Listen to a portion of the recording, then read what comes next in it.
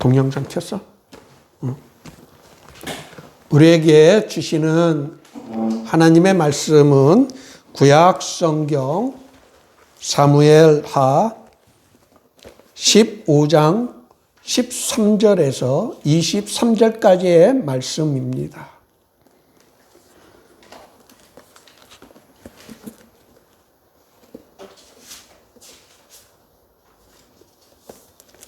저와 여러분이 한 절씩 교독하도록 하겠습니다.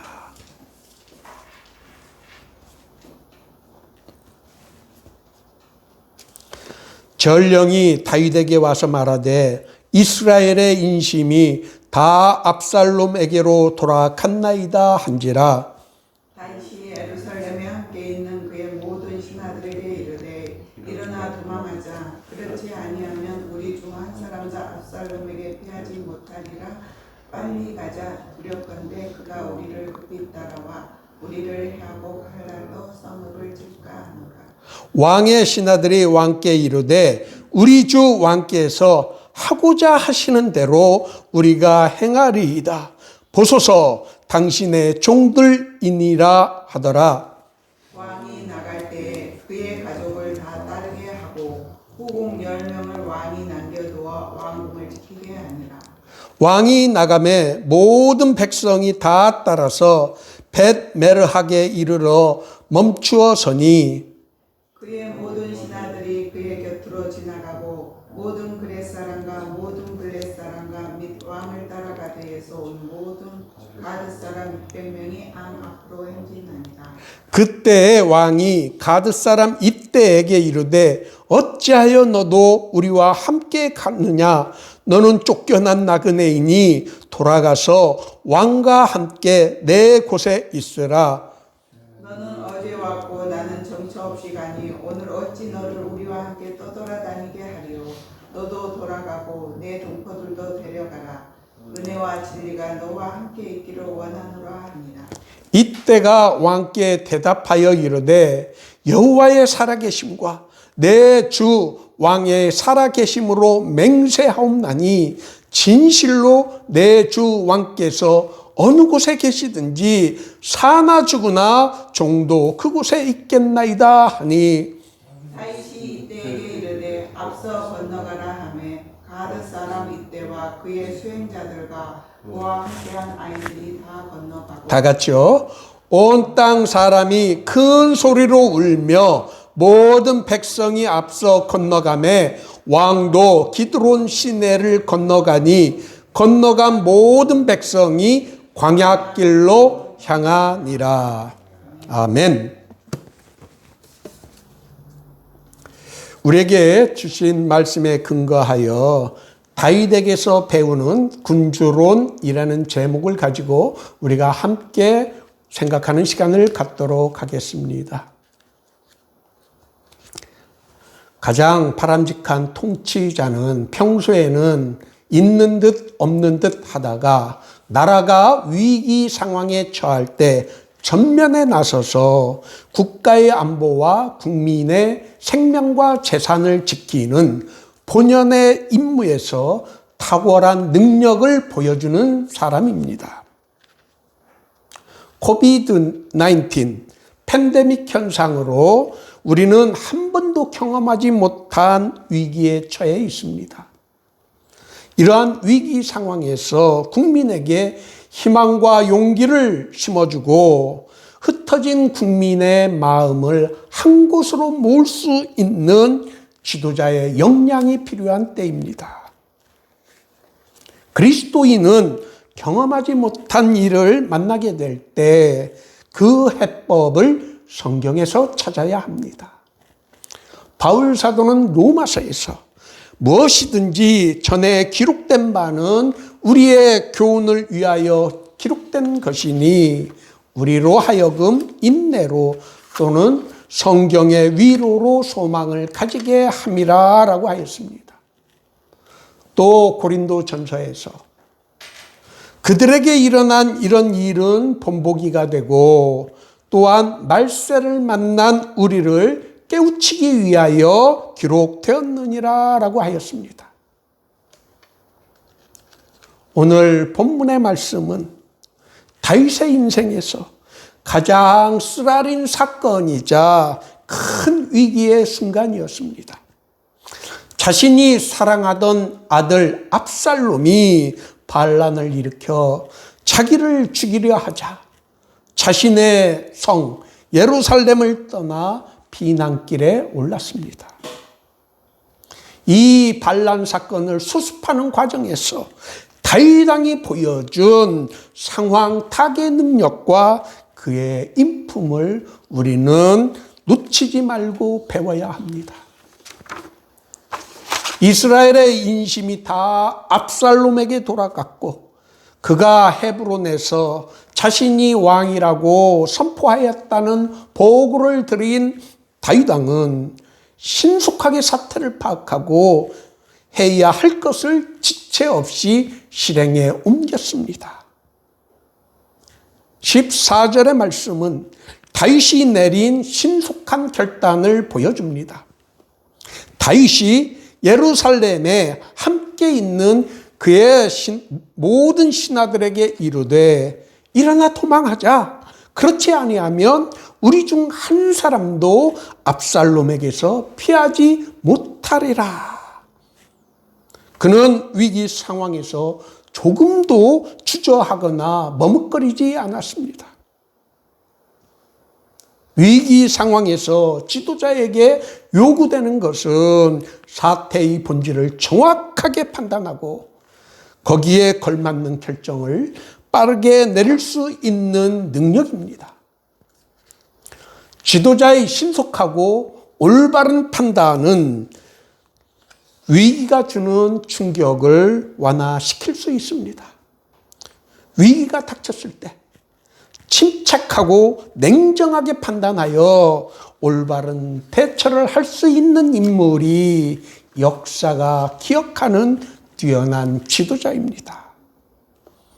오늘 본문에서 다윗이 보여준 행동은 위기 상황에서 군주의 역할이 무엇인지를 보여줍니다. 배가 침몰하게 되면 그 배 안에 있던 주새끼들이 먼저 탈출한다고 합니다. 위기가 닥치면 자신이 해야 할 일을 다 팽개치고 자기 살 길만을 먼저 찾는 것이 보통 사람들의 모습입니다. 상황이 이미 다윗에게 매우 불리하게 되었다는 것을 알게 된 신하들은 그 신하들 중 그 누구도 다윗을 배신한 비겁한 사람은 없었습니다. 그들은 우리 주 왕께서 하고자 하시는 대로 우리가 행하리이다. 보소서 당신의 종들이니이다. 생명이 경각에 달린 위기의 상황에서 이런 고백을 할 수 있다는 것은 다윗에 대한 신하들의 신뢰가 얼마나 강했는지를 보여줍니다.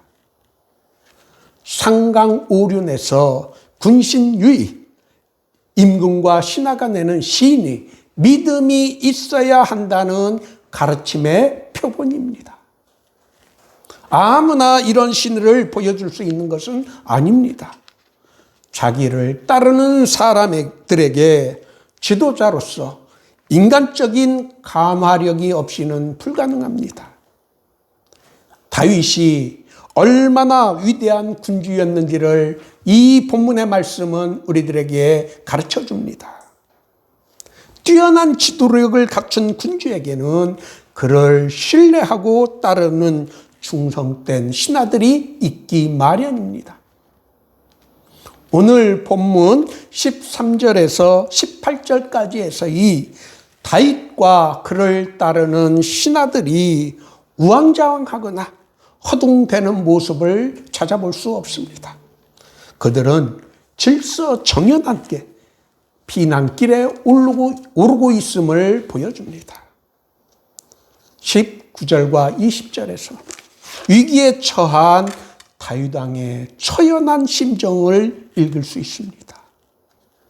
그때에 왕이 가드 사람 이때에게 이르되 어찌하여 너도 우리와 함께 가느냐? 너는 쫓겨난 나그네이니 돌아가서 왕과 함께 내 곳에 있으라. 너는 어제 왔고 나는 정처 없이 가니 오늘 어찌 너를 우리와 함께 떠돌아 다니게 하리요.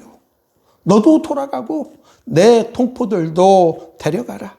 은혜와 진리가 너와 함께 있기를 원하노라.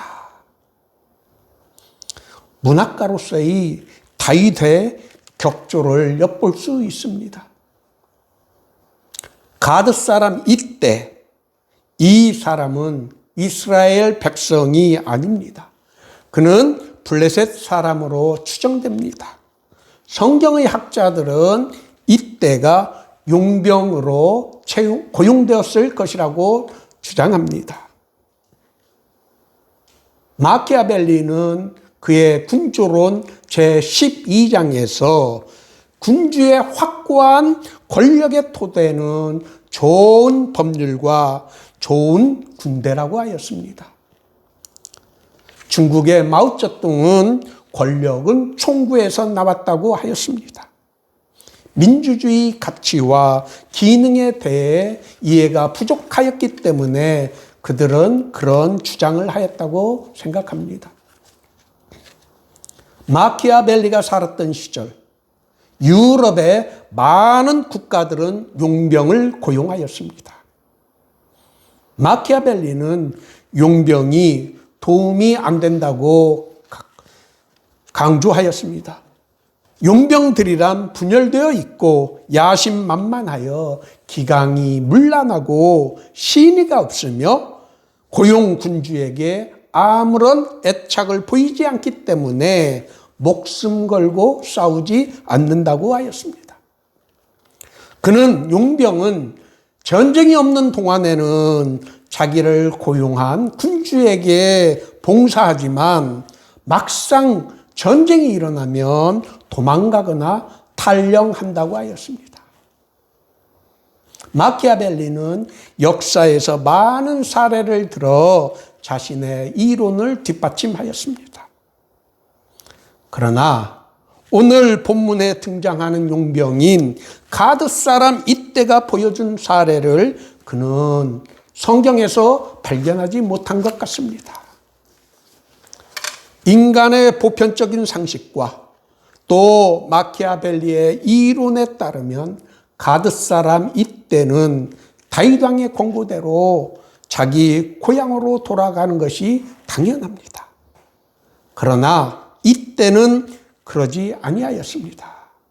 전쟁보다도 더 나쁜 상황인 다윗 왕이 바알란에 쫓기는 상황에서 그는 다윗 왕을 버리고 떠나기보다는 내 주 왕께서 어느 곳에 계시든지 사나 죽으나 종도 그곳에 있겠나이다.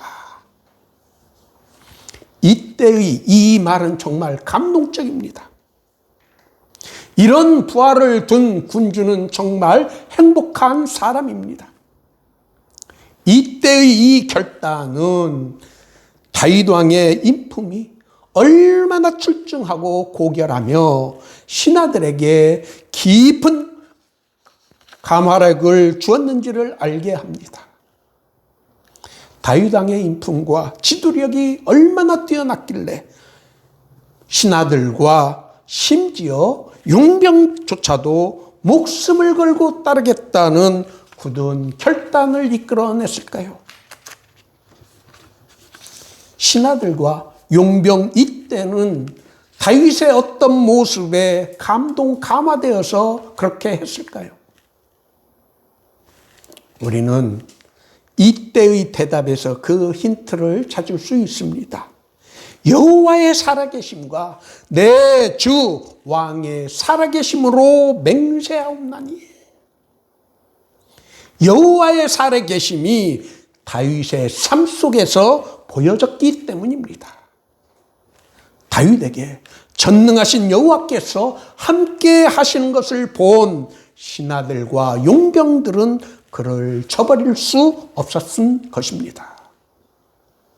여호와를 신뢰하는 믿음은 신하들과 용병들에게 보여졌기 때문에 그들은 다윗을 떠나지 아니한 것입니다.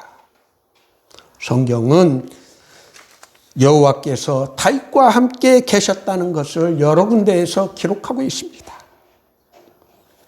다윗과 같은 군주를 둔 나라는 행복한 나라입니다. 다윗과 같은 뛰어난 지도자를 가진 나라의 국민은 행복합니다. 하나님을 경외하는 신앙은 주변의 사람들에게 이렇게 감화력을 끼칩니다.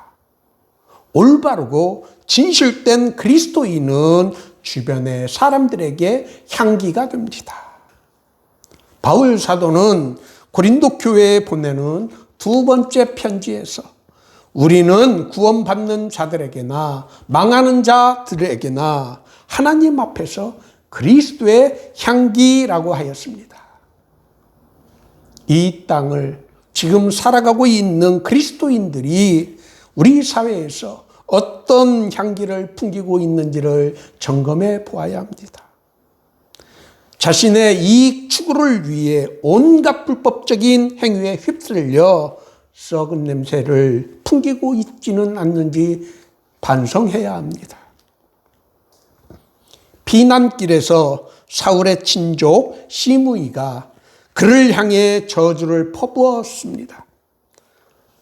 아비새가 그의 목을 베겠다고 하였을 때 다윗은 내 몸에서 난 아들도 내 생명을 해하려 하거든 하물며 이 베냐민 사람이냐? 여호와께서 그에게 명령하신 것이니 그가 저주하도록 내버려 두라고 하였습니다.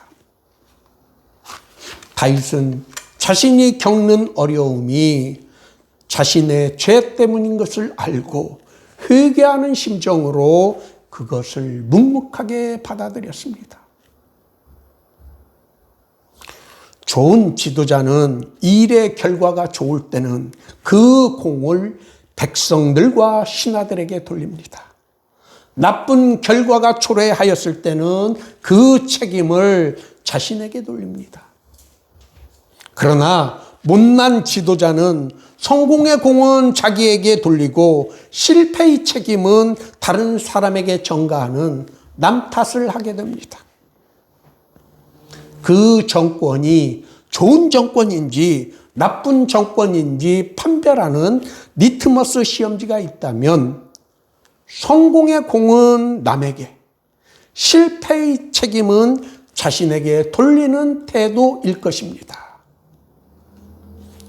우리 주변에서 흔히 볼 수 있는 정책의 잘못된 결과를 애먼 언론 탓으로 돌리고 가짜 뉴스로 몰아붙이는 모습이 오버랩되지는 않습니까? 아는 것이 적어 무식하고 단순한 사람은 이분법적인 사고를 한다고 합니다. 사회에서 발생하는 일에 대해서 옳고 그름의 문제가 아닌 네 편이냐 내 편이냐로만 판단한다고 합니다. 아는 것이 적을수록 확신이 커지기 때문에 쉽게 음모론에 빠져든다고 합니다. 우리 사회가 지금 보여주고 있는 모습이 이런 모습이 아닌지 심히 걱정이 됩니다. 다윗 왕이 아들 압살롬의 반란에 쫓겨 도망칠 때 인간적으로 볼 때 군주로서 가장 비참한 상황에서 그가 보여준 군주로서의 태도를 우리는 본받아야 합니다. 그는 자신을 향한 온갖 비난과 저주를 묵묵하게 받아들이고 모든 문제의 원인을 자기 자신에게서 찾았습니다. 우리 그리스도인들은 실패의 원인을 남과 외부의 환경 탓으로 돌리지 말고 먼저 자기 자신에게서 찾아야 합니다. 자기 자신을 언제나 냉정하고 객관적으로 살필 수 있는 지혜와 식견을 갖춰야 합니다. 이런 사람만이 역사에서 성공하게 됩니다. 비난길에서 다윗은 자신을 따르겠다고 따라 나선 제사장 사독과 친구 후세를 예루살렘 성으로 되돌아가도록 당부합니다. 그가 그런 결정을 내린 것은 모사 아히두벨의 계략을 쓸모없게 만들기 위해서였습니다.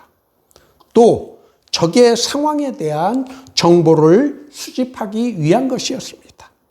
너희가 듣는 모든 것을 그들 편에 내게 소식을 알리라 라고 하였습니다. 다윗 왕은 정보의 중요성을 알고 있었습니다. 지피지기 백전불태이라는 병법에 통달한 탁월한 군주의 모습을 우리에게 보여준 것입니다. 압살롬의 반란으로 고달픈 피난길에 오르면서도 다윗 왕이 우리들에게 보여준 것은 전략가로서 절제된 군주의 모습이었습니다. 지도자의 진가는 다윗 왕처럼 위기 시에 그 빛을 발하게 됩니다. 오늘 모두의 교회 예배에 참석하신 여러분 모두가 다윗 왕이 보여준 여호와 하나님의 신앙을 본받고 신앙으로 다져진 군주의 품격을 여러분의 것으로 만들 수 있기를 예수님의 이름으로 축원합니다. 아멘.